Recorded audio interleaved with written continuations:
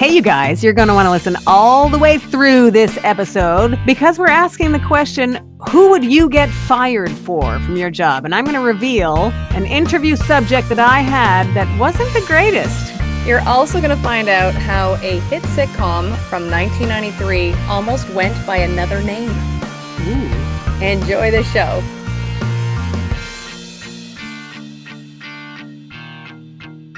Well, here we are, Kelly and Sharon and you guys, all the way back in our favorite decade for 90s now. How are you, Kel? I am fantastic. I'm very excited to hear about a soiree that you had the other night. I'm not sure when you're going to tell us, but this is big, big news. Yeah, it's not every day you get to be in the presence of a legend, legit legend. Mm-hmm. And I was fortunate enough to have that experience for the second time in my life. Nice. Not like one-on-one. I don't want to get anybody's hopes up that I had a one-on-one experience with a legend. But it was pretty fantastic just the same. So we will talk about that in a little bit. We're also going to talk about a total rumor about NSYNC and a biopic and the mostly invasive way that we are getting this news. Thanks to one outlet that really does a good job of being invasive. 3 letters, and you probably know who it is. Yeah. Queen Latifah also talking about how different her TV show, one of our favorites from our favorite decade, could have been and could have sounded. We'll talk about that. And some news from the Osbournes, who've been taking their time since the passing of Ozzy to reflect and deal and grieve and mourn and all the emotion that comes along with that. They're pretty open about how it's been probably more challenging than they thought. Also, Kelly's trivia promises to be challenging. She says she thinks she's going to stump me. I'm like, aim higher. I feel like I'm stumped often. But here we go. Maybe you guys can channel some positive vibes, and if I get stumped, maybe you'll do better. But you've been doing much better since I got rid of the difficulty. Yeah. The literature questions. So well, I think that our baseline should be that you should have an idea of the answer to the questions you're asking, and yet often you're like, I've never heard of this. Yeah. So I don't stand a chance, is what I think. But anyways, we'll see how today goes, even though you have threatened or wished upon me a stumping. We'll see. Yeah. I think I go a little nicer when it comes to your 90s rewind, a handful of songs from around this time in 1992. Great year.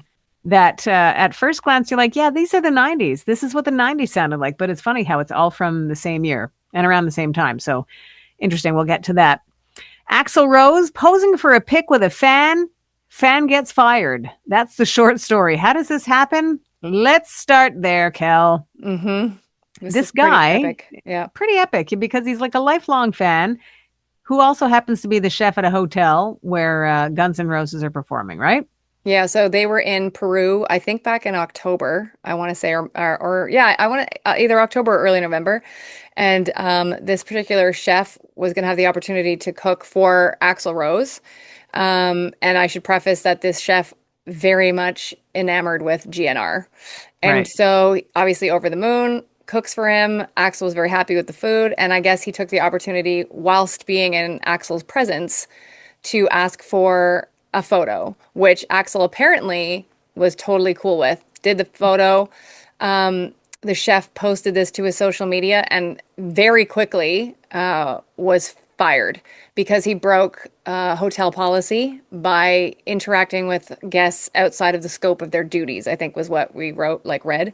And so he was fired. And so then but he said in his thing, he's like, this was absolutely worth it. Like, till my dying day, the fact that I got to spend some time with Axl Rose. And at the time of our recording, I don't know, because there was public outcry when this hit the media. Of course. So maybe he's been rehired. I really hope he has been. But also it's this is kind of a really great debate question because it sounds like he definitely did breach his, the protocol.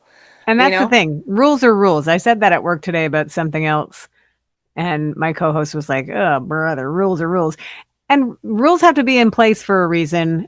Company policy, he would have signed a contract, all that stuff. It's easy for us to talk about just with that the bones of the story, just that. But when you put some meat on it, which he did on a plate for Guns N' Roses. Yeah, Just good kidding. one. Good Just one, kidding. I don't Sharon. know what he served them. Yeah. Um, what he's it'll I think what he posted along with the picture will make it even more like, come on.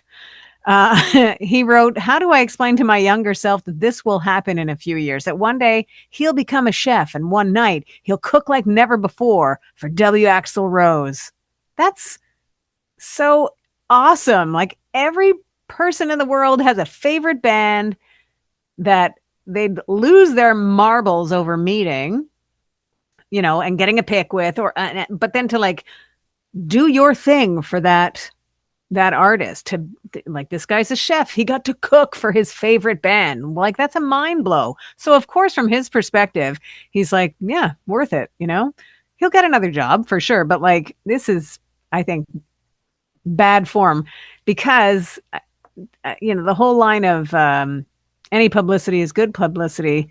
I'm not sure about that when it comes to hotels. You don't want negative vibes coming out coming at your establishment in this case, I don't think. Mm. Unless they do something to make it good, and hopefully they will. Yeah. Again, at this point, I haven't heard any further to the story, but I just know this like went across the globe. Like this got picked up by a lot of media, obviously because it's such a big deal. And like, yeah, I think so many people like would be like across the planet would be absolutely thrilled to be in this guy's shoes, whether it was for Guns N' Roses or Metallica or Taylor Swift, like whoever their person is. Yeah. And so I think we're all pulling for this guy, almost in a way like when, I mean, it's different but similar. Like when I think Jennifer Lopez and Ben Affleck came back together, it was like, oh, fairy tales can come true kind of thing. Like, Right. I think this is in similar vein, like where it's like, wow, like this guy, like, what are the chances? You know what I mean? Like he would ever Yeah. be in this position. And so it's like you can't believe he would have to lose his job over it, you know?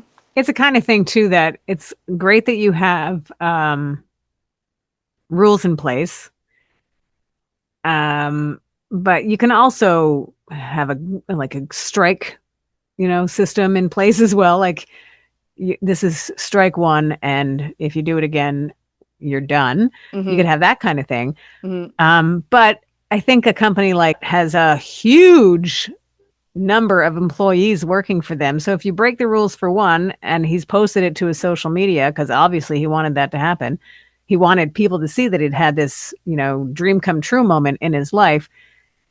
Does the company then have to follow through with, well, that's the rule, and the penalty is you losing your job?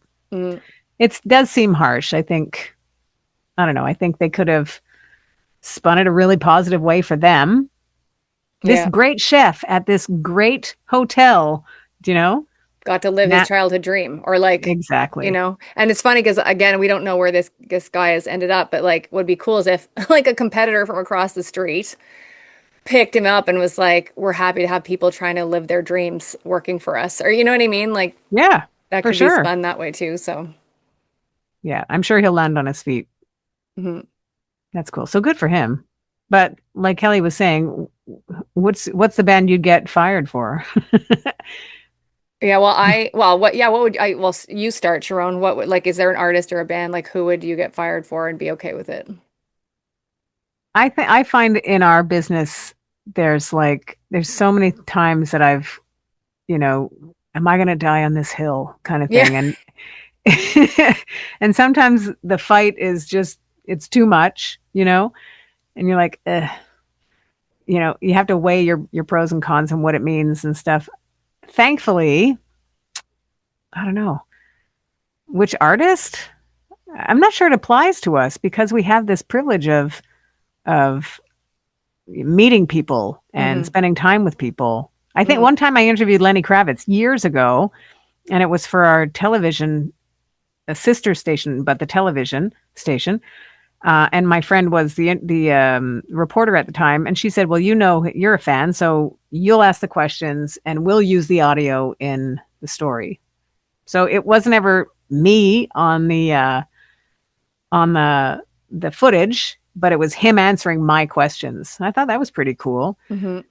Um, and that would be it. I mean, it was a related company, so I wasn't at risk of doing anything wrong. But it's those moments that of course, you're going to do them. Hmm. You know. Yeah. So I I think it could be anybody, and I'm guessing it's Janet. Oh yeah, for sure. But the funny thing is, like, because I actually, I've been because we've known about this story for a few days now, and I was percolating over this, and because like I so appreciate the position that we are in to meet and have access. Like, not all the time. Like, this is never easy usually. Like, unless it's an up and coming artist. Like, I think like you really have to have proven yourself as an announcer, as a hard worker to get these opportunities because, the station could give them to a million other people. Like, for example, when I got Kelly Clarkson, Mm-hmm. that was afforded to me because I had spent 5 years like letting it be known to the record company that I really, if the opportunity ever came, that I'd love it. But then I also like did whatever I could to support like myself to prove to them that I was the good option. You know what I mean? Yeah. So I think you have to do that. But like, and then so back to my original point, like everybody would know, of course, I would be like, Janet Jackson would be my person. But I so wouldn't want to lose the position that I'm in because I love all the access that I've had over the years to like Ed Sheeran and Lady Gaga and Lights and even like our Canadian artists that are like prominent ones in our country. And so I don't know, like Janet for sure would be my person, but I really wouldn't want to lose my job because I enjoy all Well, the that's the thing, opportunities. Kelly. I see what you're doing here, Yeah. but this is you're going to lose your job, and who's it going to be for? You can. Well, it would be Janet. That would be Okay. Janet. But you don't have you don't have like a person you don't have That I like would get. Yeah. Well, let me think. would it be your rock star boyfriend? It might have been before he did what he did, Right. but yeah, yeah, I would say him Yeah. overstepping and asking for a photo. And the reason why I'm really, I had a moment. I'm so tired, and I'll tell you why. But the reason why I brought up the Lenny Kravitz thing was because uh was because of the I asked him for an autograph and I Mm, was told not to. right. But I'm like, I am sitting with Lenny Kravitz right now. I have the jackets of my CDs at the time. That's how long ago it Hmm. was. And I asked him to sign them. He's like, yeah, sure, no problem. So it's not him saying he doesn't want to sign things. It's his people saying he doesn't have the time to sign things. Yeah. Yeah. But Didn't meanwhile, you we're do that sitting here with having a conversation, and he very happily was like, "Yeah, sure." And he had 5 albums at the time. I had five little jackets from the CD, and he signed them all very nicely. I mean, he started out being like, "To Sharon, best wish." It was longer, the first one. The second one, second, third, and fourth one, like Lenny Kravitz, Lenny Kravitz, Lenny Kravitz, in an XO kind of thing. But Yeah. and I got the look from the record company person, like, we told Yeah. you not to do that. I'm like, well, that was my shot. So I guess that's my story of Yeah. doing something I knew I wasn't supposed to do, but I did it anyways because I'm Didn't like, you what's going to happen? didn't you do that with Bryan Adams also? Well, Bryan Adams, I wasn't told was going to be a jerk. But in the interview scenario, and this was many years ago, we were at uh, a museum where he was showing photos that were featured in his book, which was a beautiful book, still is a beautiful book. And I was interviewing him on my show, and so he arrived. But prior to his arrival, the one of the security guards gave me like a pamphlet from the museum saying, "Sharon, would you please ask him to sign this for me? I know I'm not allowed to approach whatever."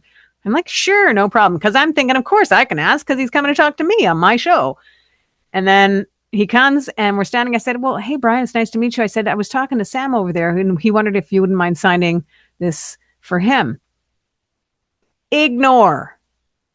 Like he doesn't even respond to me. And I'm like, well, I'm not sure what's happening here. And I'm like, so I kind of said it again a little bit more concise. I said, "Excuse me, Brian, it's," and he kind of just like looked away a little bit. And now I'm kind of like, what? Like, you're Canadian, bro. What's going on here? you know, you're supposed to be nicer. We're nice. Yeah. Damn it. Anyways, third time I'm like, Brian, if you wouldn't mind, sign this. Because, like, we're talking like the late 90s, early 2000s. So he's still Bryan Adams. He's still got like Yeah. huge cred and, very successful and all that stuff. But I thought, you don't have to be rude to to demonstrate your illustrious career, Mm, The interesting thing that happened from that is that he did sign it, and it was like I was incensed because I felt like he was just being rude.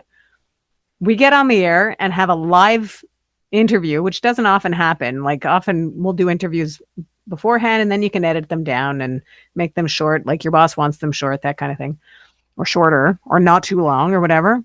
It was one of the best interviews I'd ever done. Still to this day. He was chatty and friendly and nice. And I'm like, in it going, I'm so confused what's happening because he was so rude just moments before. And now he's like, hey, Finger Pistols, loving love. I'm so great. And you're nice and all this. And I'm like, what is happening? But again, it was a great interview. He just wasn't down with signing things, and maybe just say that. yeah. If you don't want to say, you know what, I don't want to. I don't do that. I'd rather take a picture. I'd rather do this. I'd rather shake his hand, whatever. Yeah. There's options, Yeah. and because no matter what level of celebrity you have, I still have this memory this many years later, Yeah. possibly 20 years later, My still question fresh. my question to you is so obviously he was prickly Yeah. pre-interview, Yes. turns on the lights and the charm for the interview, and Yeah. then when it was over, did he return to prickly I or gave him the finger. I didn't care. No, I'm just kidding. You out. No, it was like the interview ended and he, thank you. And he left. Like, Okay.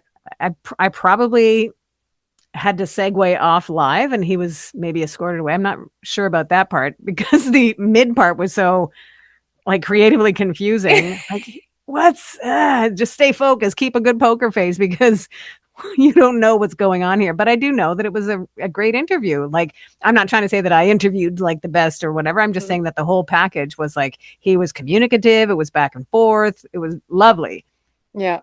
contrary to what it was leading into it. Rude. Yeah.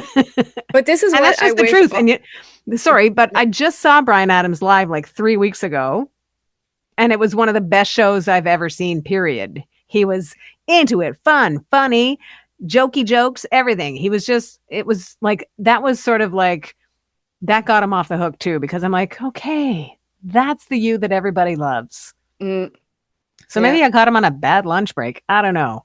But this But is what I think, and I do think a fair amount of artists know how to be like all the time.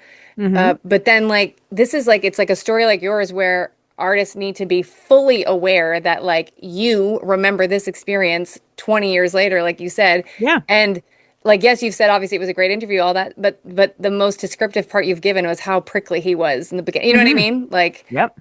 so, and it's funny too, because like I won't say her name out loud, but we've talked about this before. Like I had experience at Osheaga, and like to this day, and this is probably 10 years later, or 12 maybe, like anytime her song comes on or whatever, like I'm no, It's like a bad taste. yeah, And I mean, I'm fine with you not saying who it is. And I'm also fine saying that it was Bryan Adams because it was seemingly out of character. right, The world knows him as a certain way. And I thought, who is this guy? And granted, he can have a bad day. That doesn't mean I have to keep my experience a secret because hmm he's a celebrity. No, he was not great at the start of that interview into what turned out to be a great interview. mm, So there was some redemption for sure. And then yeah, 1-2 punch of redemption for putting on an excellent concert, to celebrate this many years in the business. Like, he's huge and he's very talented and he makes Canada proud hmm with every song at every turn. In that moment, wasn't great. yeah, And I mean, it's not like a moment where he just, gave me a dirty look or whatever. It was a moment, yeah, you know? Anyways, yeah, we're fine. We're both fine. yeah, We're both thriving in our lives, and yeah, yeah, he yeah. doesn't remember it for sure. Oh yeah, for sure. And neither does my lady. She's No. she's over it, I'm sure. Yeah. Yep. Yeah, but it's funny too because I had another idea, and here's the thing, I would tell you this kid's name, but I honestly don't remember it. But this was like 2013 or 2014, I think, and it was an artist on the come up with Flo Rida. And Hmm. so we went to the Bell Center, which is our big arena here, and the deal was like we could interview Flo if we also interviewed like his up and coming like 16-year-old kid. And I honestly cannot remember his name. Cannot. But I Because remember you like blocked it out. I I get it. yeah, so I did the interview and he was like 16 and feeling his oats a bit obviously because he's like signed to Flo and he's on tour with Flo and like whatever. So anyways, finished the interview and I said like Joe, whatever this guy's name is, I was like, "Hey, do you mind doing some liners for me? Because like we'd love some for the station." And so for people who don't know, liners are like, "Hey, it's Flo Rida hanging out with Kelly on Virgin Radio," like whatever. So anyways, he looks back and he's like, I'm not feeling that great, so I want to like save my voice and whatever. And I'm like, okay. And in my head, I'm like, you're probably not going to become anybody. You should probably do these liners in case like we can You help do. promote you.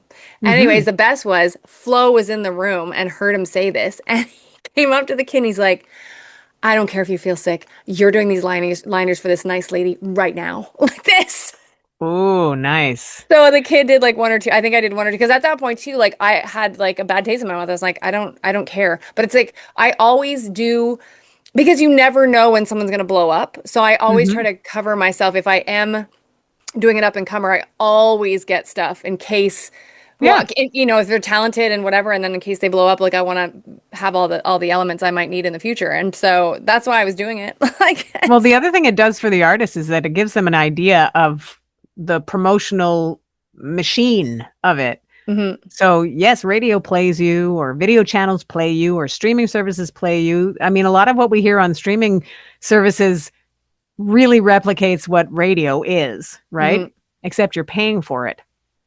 hmm So, it's important for people to know, people that are, that need the employ of radio hmm with a partnership, that this is part of what you do.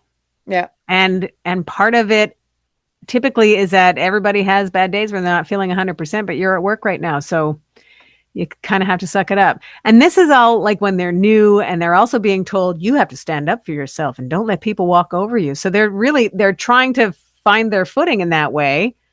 And then, as you're saying, Flo Rida comes up and says, this is what we're doing and this is Yeah. how you do it, which is important too. It's probably embarrassing, Yeah. but it's a lesson at the same Yeah. time. But it's all these things that these takeaways of the business, all the stuff that just is part of the job. Yeah. And You, you know what's you don't have heartwarming? to like it. Yeah. And you know what's heartwarming to me is a James Bay story quickly. The record company that he was with at the time asked me to interview him. So he was on the come up. He hadn't blown up yet. So I think I was at Burgundy Lion or something. I'm pretty sure that's where I was. And we did this great interview. And like I think they thought I would do like 5 or 10 minutes, but like I think we spoke for 20 because like I was happy to learn. Like that's why I love doing interviews so much is like I'm happy to learn about the artist. I want to know what Hmm. makes them tick and all that kind of stuff. So anyways, do this interview. And then legit, like 3 months later, James Bay blows up. And so fast forward like 3 or 4 years later, he comes back to Montreal. I get an opportunity to interview him again, and he remembered me.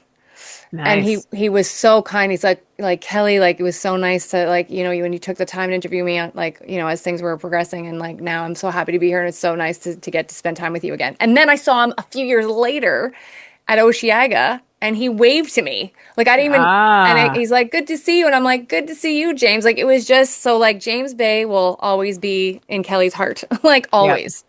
He won't have to win you over again. No, he will not. No. No. Well, you can let us know who your die in the hill person is, the person you get fired for breaking Yeah. the rules for, through our social media. That's for sure. While you're there, of course, we appreciate that you're playing along and that you're liking us and giving us feedback on the show. So if you're into it, and you are, uh, we love it if you would subscribe to us also. Yeah, make sure you hit that bell on YouTube and subscribe and get all the notifications because we really try to be interactive during the week, like having little polls and questions and asking you to take part in stuff. So please Hit join that the fun. bell. Yeah, hit Is that that bell. Bing. has that been copyrighted yet? Because we could do that. Hit that bell. Yeah. I'm I like saying it more than I think I it's going to do anything. Yeah. But hit that bell just Yeah. the same. Yeah. Sounds dangerous. Okay, so Kel, Mhm. let's see about your stumping me with your trivia. You ready for it? Here we are. So, the first question, and this is the one where like I should have known this, and I don't even know if it was in the recesses of my mind. It must have been, so I think I've had a blip on this one, but like I'm ecstatic to ask you. Queen Latifah won a Grammy Award in 1995 for which song?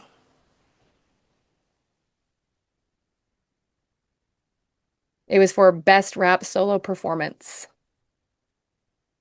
Oh, it's not UNITY, is it? Good job, Is Sharon. it? Hey. Yes, Yep. it's UNITY. Yeah. I mean, that's what I meant. Which is amazing because I didn't remember that she won a Grammy for that song. Like, did Hmm. not. So Well, amazing. Question number dos. see, In Sync's first ever single released in Europe before it hit North America, what is the name of the title of that song? before it came to North America, is Yeah, it so dropped in Europe, then came here. it's one of two, so I'm gonna go with Tearing Up My Heart. No, what's the second one?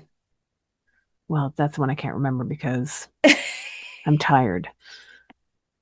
But if you say it, I'll say it quickly and make it sound like I knew it. Go. Do you want the And we're initials, yeah. yeah, so it's four words. I want Uh you back. yeah. I want you. Bam, bam, da, dum. Yeah. Yeah. And I knew that I remembered, like I was forgetting a song title, and I knew that it was going to be that one and not the one that I did remember. Good one, Well, I Sharon. feel like I'm partially stumped, but not as flattened as I felt I was going to be based on your introduction Yeah. of trivia. And what's funny is that you got the reverse. Like I thought you'd get the NSYNC one for sure. And Hmm. I knew you had a strong chance for Unity, but I was like, maybe not. Like we'll see. So I've got strong chances, Kelly. yeah, yeah. Well, it's interesting that both of your questions um, can lead us into different directions for what the rest of this show looks like. So let's talk about Queen Latifah and how Mm, she's talking about how different living single could have been. hmm. Or, I mean, ultimately, it was going to be a similar show, right? But it was going to be called something else, and she had recorded a song for the theme song was different. Hmm. Yeah. My Living girls. single, yeah, my girls. Living single sounds much more of a broader Yeah.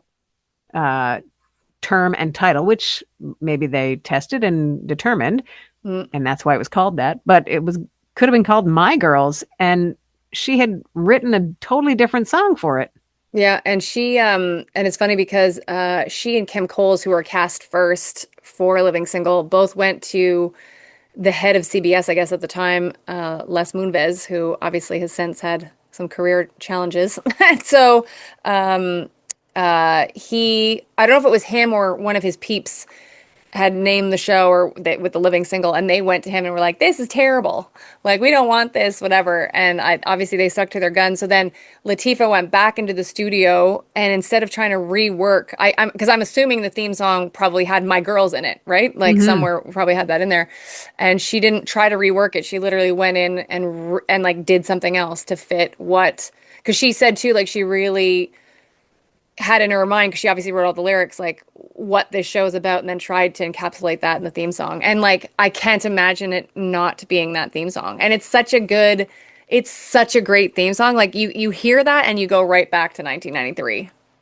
Can we go back and watch that show? Like, I think it is it on is, Paramount?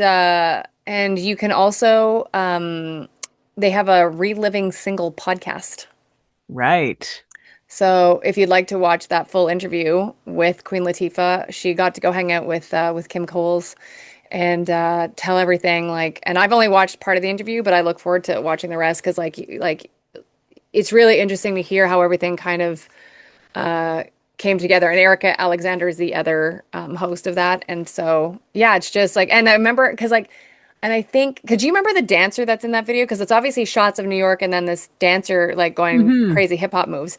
And I'm pretty sure she's a choreographer now, I think, that dancer. And I think her like stage name or whatever is like Big Les. Like I think it's like Leslie something. And she's like, but she was so like it was such a she was the of course she was the perfect dancer to do that. And they did such a Hmm. great job with all the shots of like the bridge and New York and Brooklyn and all that stuff. And then like the show would start, you know. I wish actually that song, I don't think they ever made it into like a 3 minute song, but they should have, you know. Well, now they can B-side it with the song that it was good, it could have Yeah. been.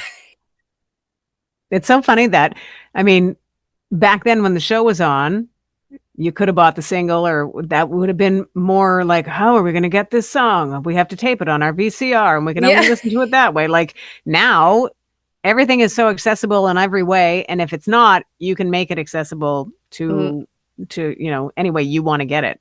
I mean, I'm trying yeah. to not sound like doing things illegally is an option because it's not, but it's really easy to get what you want. That would have to be, I don't know where you would rank it, Sharon, but that would be one of my top five 90s theme songs for sure. Yeah. Well, I haven't seen that show since then, so I'd like to revisit that. Yeah. And I say that, I think we talked about it a little bit last show, that I'm adding to my list of things that I want to watch over the holidays.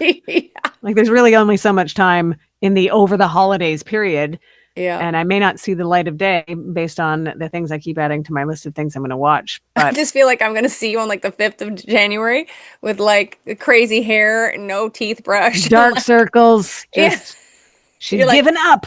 I didn't leave the house in the last 2 weeks. What year is it? It's Yeah. 2026. Oh my. Yeah. Yeah, I'm not above You're not- it.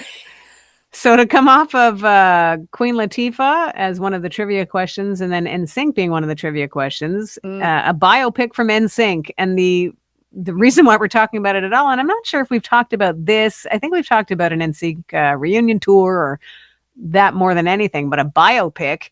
TMZ got all up in the grill of Lance Bass hmm and basically asked him, "Hey, this happening? Because this is what we're hearing." And he's like, are we there yet? Like, are we that old? And then, like, relentless, I think, is a polite way of referring to the reporters for TMZ. They just don't give up, right? But here's Lance Bass. I think it's a parking lot of an airport. He's, moving bags and children, and he's politely answering the questions and not getting edgy or anything, but like kudos to him for being polite, and at the same time typically TMZ being, overstaying their welcome somewhat, but still a rumor. But is that something that you'd be interested in seeing? oh yeah, for sure. Like, but it would obviously need to be done like the right way. But I think a lot of biopics are done the right way. Although I will say that I watched the Eddie Murphy one Mm-hmm. last week and it was missing. It was missing. Really? Yeah. Yeah. Oh, interesting. Yeah, because I love him and it was cool to see a lot of like behind the scenes stuff and like hear some stories. Mm-hmm. But I felt he was very much holding back from being his authentic self. Like I think he let people see the funny Eddie and like the, like just the jovial part of him. And at one point he does talk about his brother Charlie, who sadly passed away. I think it was in 2017 from leukemia. Mm-hmm. But it's like I feel like he never really lets us in. Like it's almost like there's a sheen there. It's like, yeah, you can see this much. And Well, it's and and he's a it's shy guy too, right? I haven't seen it yet, but I've seen his interviews and stuff like that. He's not super outspoken yeah. in general, so I wonder if that's just all he was prepared to give. I think so. I think it, and that's fine. But when you see a biopic, like I don't know, like it left me feeling like I watched a teaser as opposed Mm-hmm. to, you know what I mean? Like it Yeah. just felt like it was like here's this like smattering, but I'm not really getting the stuff. Like it just I don't know. Like and I love Eddie Murphy and like again even to see him being put into makeup for when he was doing Nutty Professor and like Oh yeah. some behind the scenes stuff. Like you get to see him hanging out with Chappelle and Chris Rock and like it's just all very surfacey, jovial stuff. And I just feel like we didn't. I don't know. I felt in a way we didn't really learn too much, except maybe some of his really like beginning life, like how he got on stage and like Right. all that stuff. But yeah, I felt it was missing. Yeah. Well, I am going to watch it, and maybe I'll watch it before the holidays Yeah. so that it'll lighten my load a little bit. Yeah. When I'm smiling as you're talking about something, and it's that it is thanks to Chappelle's show that Charlie Murphy remains like he'll always be a statement. Charlie Murphy Yeah. from that show. Yeah. So I think that's Yeah. great, and may he rest in peace, certainly. Yeah. So it's now time to get your 90s rewind. Are you ready for it, Cal? I am. You said 1992?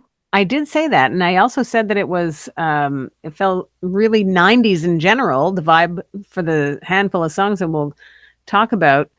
But they are quite specifically from 1992. They just sound very, hey, yeah, that's totally 90s, which I guess is ultimately what we're going for with your 90s rewind. How about TLC and what about your friends? Oh, such a great song. Yeah. See? And that's I like, yeah. is it 92 or is it that's the 90s, right? Yeah. I think that song was the song that brought me to them. Nice. Yeah. Were they still wearing overalls at that point? See? Yeah. Undeniable. Overalls and their power. Mary J. Blige and her power and real love. Oh, yeah. Wasn't that a song that sort of signaled much greater things coming for her? Hmm. That's what I heard in that song. Yeah. And she was She's, so like around the way girl. You know what I mean? Like she had the yeah. funky clothing, the big boots, the ball cap. Like Mm-hmm. this was before super glam MJB. Mm-hmm. Agreed. Yeah. House of Pain and Jump Around. Solid. Solid. Like that's the kind of song that even in memory makes you actually want to jump around. Yeah.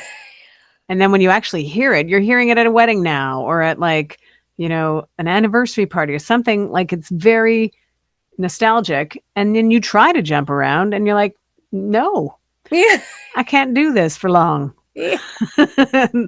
Anyways, Bobby Brown and Whitney Houston were actually super close in real life and also on the charts around this time in 1992. He with Good Enough, Hmm. she with I Will Always Love You.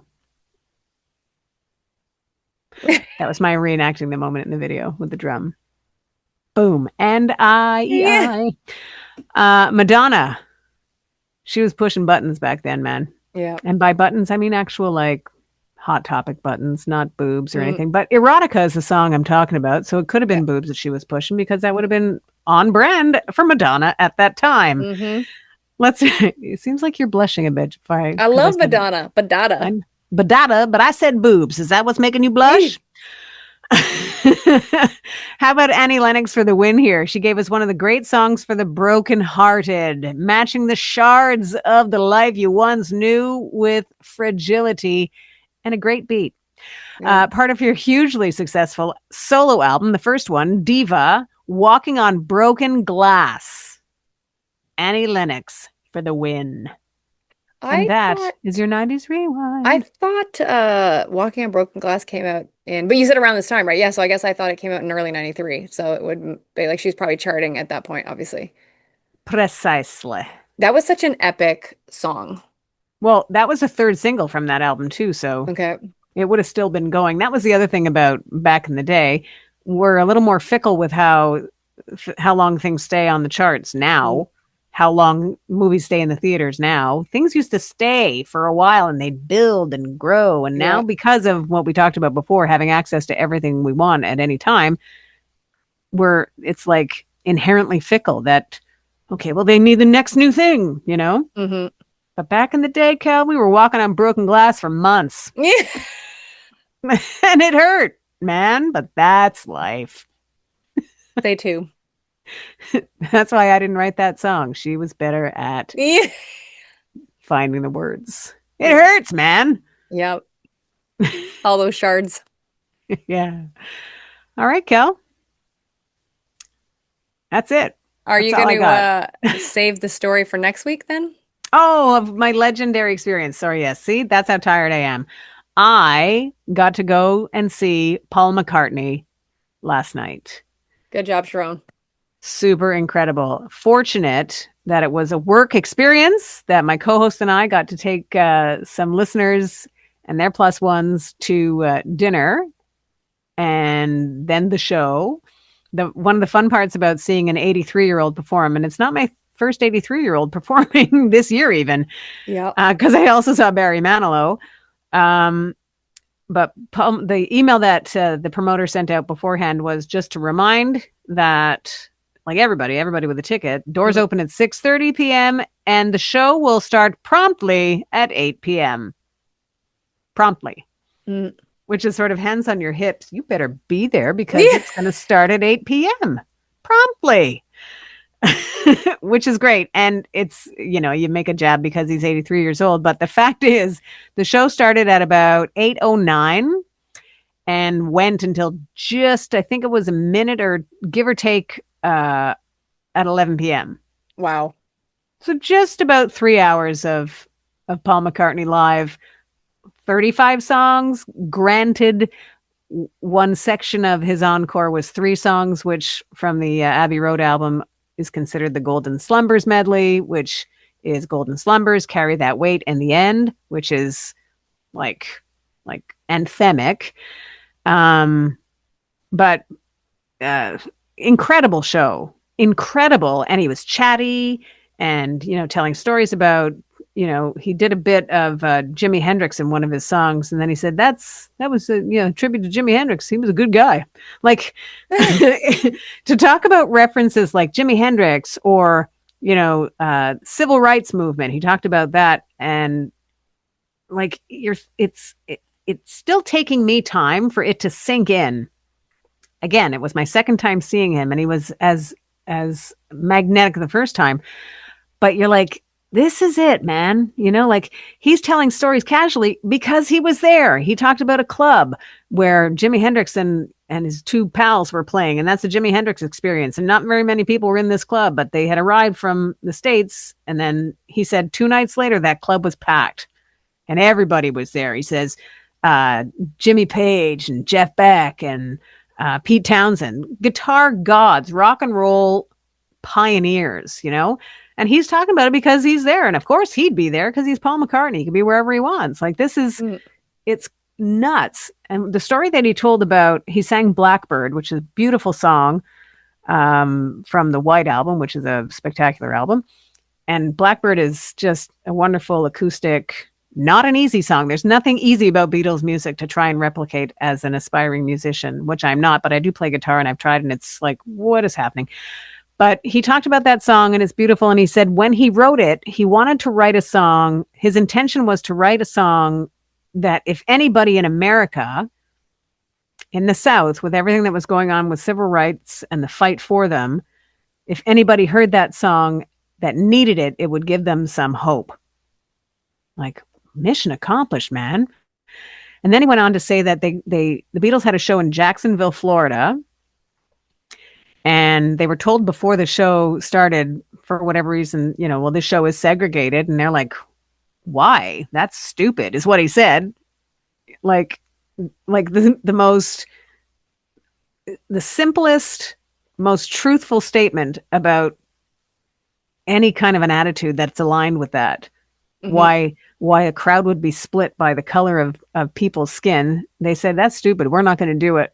We're not doing the show. And then he said, and then they probably realized how much they stood to lose. And then they blurred the lines and let everybody be. He said he met a woman years later that was at that show. And she said that was the first time she had ever sat beside a white person. So, I mean, this is a guy that's been there, done that, for lack of a better cliche, but like literally was there for it and has been there since. So that's what I mean by a legend, like to be in a room where this legend is doing his thing and still well, was like, I was super, super grateful to have had that experience. So happy for you, Sharon. Thank you very much, Kel. Yeah. Yeah. Long live rock and roll, baby. And didn't Beyonce covered Blackbird on like Yes. Cowboy Carter, right? I think so. Yeah. Yeah. And well, too. Like Yeah. you can't take on classic songs like that and think, yeah, I could do that. like I said, they sound like simple songs. Hmm. The Beatles didn't make simple music. They were great musicians and it was complicated. Hmm. We did at the end of COVID, like as if it's ever over. But my coworkers and I, some of us play guitar, and we did a video. We did two videos. One when we were like in it and people were having a really hard time. We did Tom Petty's "I Won't Back Down," and we all recorded in our own spaces. And one of our colleagues put it all together and presented this great video. And you can find it at chom.com, by the way, chom.com. Then we did at the end of it, or when we were coming out of it, we revisited that concept and did Here Comes the Sun by the Beatles, which was the first song that Shom, the radio station that I work at, the first song that we played as an FM radio station. So it's significant. When we play it, we still hear from people that they remember hearing it that many years later, etc. So having to learn that song, which, has been a part of everybody's life for as long as I've been alive. And I'm like, I had to learn my guitar parts and it was like, oh my God, like it was challenging, but worth it. Even my co-host Bilal, he played drums. He knows a lot of instruments. He played drums and he's like, I can't, it's like, he did a great job, but he was like, it's not easy. Mm. So I think that's another testament to that sort of talent, is that you make it seem easy. Yeah. But it's not. Yeah. Yeah. Yeah. Well, thank you for asking, Kelly. I appreciate that. I'm so happy, and that I hope you get some sleep tonight. This is show night two, like as of our recording, he's in Montreal for 2 nights. Yeah. So he's gonna do his thing, but you saw night one, and that's fantastic. I saw night one, and I know a few people going to night two, and I know that I will hear from them, hopefully not tonight, Yeah. but maybe tomorrow, about how great they thought the whole experience was Yeah. too. And I saw also if people, but you'll be able to check this out on Shom's Instagram, and I'm assuming it's on your Facebook too. But on Shom's Instagram, I just saw the little video of him arriving to night one, in the little like SUV. So if you want to see Paul McCartney arriving into Montreal, like into the venue, it's like a 15 or 20-second video, but it's really cute because people are going nuts, going, "We love you, Paul!" Like, and he was like very great. He put his window down, was waving. Like, I Yeah. think he gets it. Like he gets that, his fans Yeah. are, Incredible. yeah, Incredible. That's 83 years old in the business and still, waving at fans and giving them the time of day. yep. Kudos, Paul McCartney, and thank you. And to all of you, thank you for listening to that story and everything that we do here. We appreciate they're a part of it. And thank you for finding us wherever it is that you do that, and for liking us. And 5-star reviews are always appreciated. Subscribing even more. Hit that bell. Yeah. See, It's your I'm new tired. thing. I'm tired, but I remembered that as a recall. Yeah. You guys, thank you for listening to 90s Now. Still happening.